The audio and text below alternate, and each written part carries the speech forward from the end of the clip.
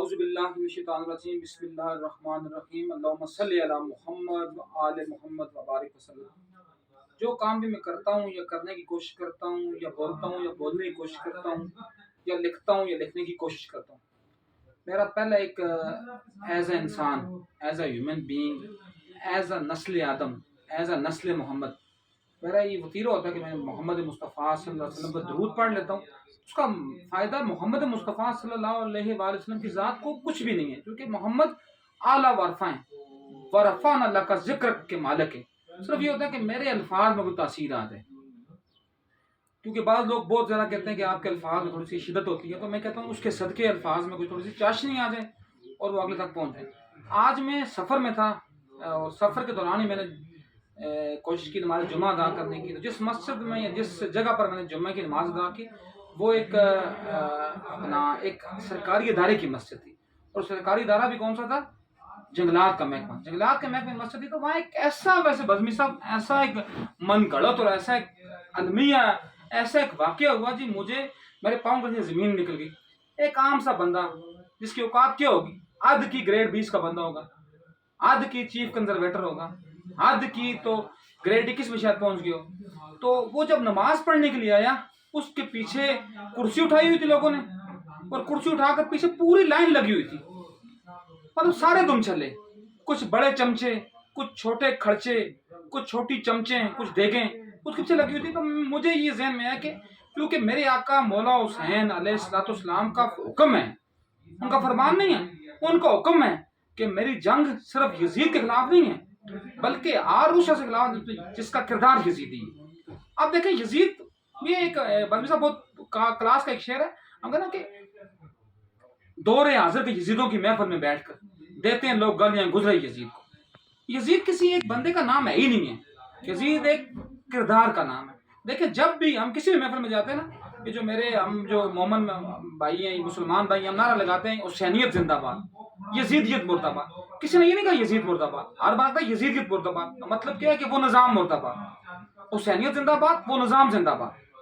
جو نظام نبیوں نے لیا، جو نظام ائمہ اہل بیت نے لیا، جو نظام نبی کے باوفا صحاب نے لیا، اس نظام کو ہم کہتے ہیں نظام زندہ باد۔ تو نظام زندہ باد میں بزمی صاحب جو سب سے بڑی بات ہے، اب کیا نظام زندہ باد؟ ہر وہ بندہ، میں یہ کہتا ہوں، پھر اس بندے پر میں آ رہا ہوں، اس بندے کی میں نے بات کیوں کی، ہر وہ بندہ جو گھر میں کتے پالتا ہے بغیر کسی وجہ کے، وہ یزید ہے۔ ہر وہ بندہ جو گھر میں بلیاں پالتا ہے، وہ یزید ہے۔ ہر وہ بندہ جو مرغ رکھ کر مرغوں کی لڑائی کرواتا ہے، وہ یزید ہے۔ ہر وہ بندہ جو گھر میں بھینسیں رکھتا ہے اور بھینسیں رکھ کر اس کی کمائی کھاتا ہے، وہ یزید ہے۔ ہر وہ بندہ جو لہو لعب کے ساتھ منسلک ہے، وہ کرکٹر ہے، وہ فٹ بالر ہے، وہ اپنا ہاکی کا پلیئر ہے، وہ سکواش کا پلیئر ہے، وہ سارا یزید ہے۔ کیونکہ دیکھیں اللہ پاک نے کیا فرمایا، بزمی صاحب آپ تھوڑے اپنے چہرے کو ہلا بھی رہے ہیں، تو اللہ نے کیا فرمایا، ان اللہ لا یحب المسرفین، اللہ مسرفین کو پسند نہیں کرتا۔ مسرفین کون ہے؟ اسراف کرنے والے۔ لیکن اللہ پھر قرآن میں فرماتا ہے ان اللہ لا یحب المبذرین، اللہ مبذروں کو بھی پسند نہیں کرتا۔ تو کسی نے پوچھا امام جعفر صادق سلام اللہ علیہ سے، امام ہمیں بتائیں کہ مبذر اور اسراف کرنے والے میں کیا فرق ہے؟ تو سننا، میرے جتنے بھی سننے والے اور میری کوئی ویڈیو سننا یا نہ سنیں، میری اس ویڈیو کو لازمہ سننا ہے۔ مفسر اور مبذر میں فرق کیا ہے؟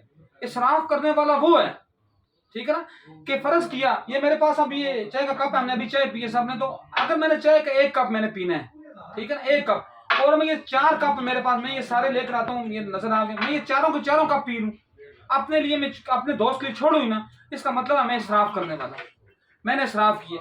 میرے پاس یہ کپڑوں کا ایک جوڑا ہے، ٹھیک ہے نا، اگر فرض کیا میں 10 جوڑے لے رہا ہوں لیکن مجھے پہننا ایک ہے عید پر، ابھی بڑی عید آ رہی ہے نا بزمی صاحب، میں نے پہننا بڑی عید پر ایک جوڑا ہے لیکن میں 10 جوڑے خرید لوں، اس کا مطلب کیا ہے؟ یہ کیا ہے؟ اسراف ہے، ٹھیک ہے۔ لیکن وہ وقت، جس وقت کے اوپر ہم یہ بات کریں، اگر ہم یہ کہیں کہ مبذر کیا ہوتا ہے، تو مبذر وہ ہوگی بات، مبذر میں ہم اس بات کو مبذر کہیں گے جس وقت ہم یہ سوچیں گے، ہم یہ کرنے کی کوشش کریں گے کہ وہ چیز جس چیز کا وجود ہی نہیں ہونا چاہیے، جس چیز کا سرے سے کوئی مقصد ہی نہ ہو، فرض کیا کتے پالنا، بلیاں پالنا، فرض کیا کہ اپنا یہ لوڈو کھیلنا، فرض کیا کہ مطلب ایسی چیز کو، شراب کا کاروبار کرنا، سودی کاروبار کرنا، یہ مبذر ہے۔ تو ایسے لوگ اللہ کے دشمن ہیں، ایسے لوگ اللہ کو پسند ہی نہیں ہے۔ تو بات کو میں دوبارہ موڑ کر وہاں لاتا ہوں اسی بندے کے اوپر جو میرے پاس جنگلات میں کچھ کنزرویٹر تھا یا چیف کنزرویٹر یا کچھ بھی تھا، اسی عہدے پر ہوگا. تو مجھے یہ بتایا جائے کہ کیا وہ اتنا بڑا شیطان بن گیا ہے کہ وہ اللہ کے جہاں مسجد اسلام میں وہ جگہ ہے نا جہاں محمود و ایاز اکٹھے ہیں، جہاں بلال و عمر اکٹھے ہیں، جہاں بلال کے مالک علی کا وہ علی جس کا مد مقابل دنیا میں کوئی پیدا ہی نہیں ہوا، ٹھیک ہے نا، وہ علی اور بلال وہاں اکٹھے ہیں. لیکن کیا ہے کہ وہاں یہ جو مسجد میں نماز پڑھنے ہے تو ساری مسجد میں تھر تھری مچ گئی. الحمدللہ ہم نے وہاں بھی اپنے حصے کا ادا کرنے کی کوشش کی ہے، جیسے بھی کی ہوگی، قولی کی ہوگی، عملی کی ہوگی، فعلی کی ہوگی، جیسے بھی کی ہوگی. بٹ پرابلم از دیٹ کہ ہمارے اندر سے یہ پروٹوکول کیسے ختم ہوا. کہ ہم ابھی بھی نہیں سمجھ رہے 6 جون کو ایک ایسا واقعہ ہوا کہ وہ بندہ جس نے اپنے دور حکومت میں 6 وزراء اعظم تبدیل کیے، ان کو تو جوتی کی نوک پر رکھا. اس میں کوئی ایسی بات نہیں، پہلے وہ یوتھیوں کا قائد بنا، پھر وہ پٹواریوں کا قائد بنا، پھر وہ جیلوں کا قائد بنا، سب کا قائد بنا. اس نے وقت پر ہر بندے کو استعمال کیا. لیکن کیا ہے کہ وہ فرانس کی سیڑھیوں پر ذلیل و خوار ہوا. اور وہاں بھی ایک جو کہ اس کے اوپر میں ویڈیو پہلے بنا چکا ہوں، میں دوبارہ نہیں کروں گا کیونکہ سننے والے تنگ ہوتے ہیں. صرف ایک واقعہ بلبی صاحب میں شیئر کروں گا آپ سے.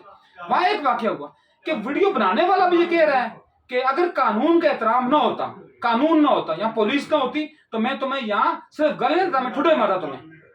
تو جو سن رہا تھا گالیاں وہ بھی کہتا میں پولیس کو بلاؤں گا، میں قانون کو. تو یہاں کیا قانون ہے؟ یہاں قانون کچھ نہیں. کیا یہ ریاست ہوتی ہے؟ اس کو ہم فلاحی ریاست کہتے ہیں. کیا یہ اسلام ہے؟ یہ اسلام ہے. اس کو کس لیے قائم کیا اس ملک کو؟ یہ اس کے ساتھ جو مقبوضات ریاستیں صرف گائے کا گوشت کھانے کے لیے. کیا اسلام آپ کو یہ کہتا ہے کہ وہاں آپ اپنے چمچوں خرچوں کو لے کر جائیں اور وہاں آپ کو مذہبی پروٹوکول ملے؟ تو میں چونکہ میرا مقصد صرف اتنا ہی تھا دینا پیغام، میں کسی اور بات نکل جاؤں گا پھر بات لمبی ہو جائے گی. انشاءاللہ میں بعد میں آپ سے بات کروں گا. تو میں اسی لیے میں نے یہ بات کی. میرے یہ چہرے پر پٹی بھی لگی ہوئی تھی تو ایک دوست نے کہا یہ پٹی، میں نے کہا میں جو بات بھی کرتا ہوں وہ میں اپنے پرسونا سے کرتا ہوں. مجھے یہ ضرورت نہیں ہوتی کوئی بندہ مجھے دیکھے گا، میری بات کو سنے گا، میرے پرسونا کے اوپر بات کرے گا. پرابلم از دیٹ کہ میں بول کیا رہا ہوں. میرے آقا مولا علی نے کہا نا کسی کو دیکھو کہ کون کہہ رہا ہے، وہ دیکھو وہ کہہ رہا ہے. تو یہ بات ہے، خدا را اپنی محفلوں میں سٹو، ان شیطانوں کے خلاف صفحہ ہرا ہو جاؤ. اور میں یہ ایک اگلی باتیں کر رہا ہوں، شاید میں بھی وہ آپ سننے والوں، جب بھی کوئی جج ریٹائر ہو، جب بھی کوئی جرنیل ریٹائر، اس کو اپنی محفلوں میں کبھی نہ بلاؤ. اس کی محفلوں کا بائیکاٹ کر دو، اس کی شادی کی تقریبوں کا بائیکاٹ کر دو. اس کی اپنی شادیوں میں، اپنے محفل میں، اپنی محفل میں اس کو نہ بلاؤ تاکہ اس کا تکبر ختم ہو، تاکہ وہ انسان کا پتر بنے. تو انسان کے پتر بنو اس سے پہلے کہ تم آدم کے پتر قابیل کی نسل میں چلا جاؤ. جب قابیل کی نسل میں جاؤ گے نا تو آدم تمہیں شرف آدمیت سے بھی خارج کر دے گا. وما علینا البلاغ المبین.